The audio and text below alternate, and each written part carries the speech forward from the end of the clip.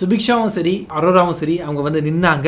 Actually அவ்வளோ நேரம் நிற்கிறது it's not a easy task. அது வந்து பார்த்தீங்கன்னா ஒரு கம்ப்ளீட் கட்டையும் கிடையாது. இந்த மாதிரி தின் கட்டை இருக்கு. இந்த மாதிரி தின் கட்டையில் இந்த மாதிரி ஃபுட் வச்சு நிற்கும் போது இந்த இடத்துல வந்து நம்ம வெயிட் வந்து மாறும். அது நம்ம அசையவும் கூடாது, காலை தூக்கவும் கூடாது, கையை எடுக்கவும் கூடாது. ஸோ ஒரு பொசிஷன்ல வந்து நம்ம நிற்கும் போது அது உண்மையிலேயே அன்கம்ஃபர்டபுளா இருக்கும். அதே பொசிஷன்ல தண்ணி குடிக்காம சாப்பிடாம பாத்ரூம் போகாம 6 hours 17 minutes வரைக்கும் வந்து பார்த்தீங்கன்னா 2 பொண்ணுங்க வந்து நின்று இருக்காங்க. சுபிக்ஷா அண்ட் அரோரா ஒரு பெரிய குடூஸ்.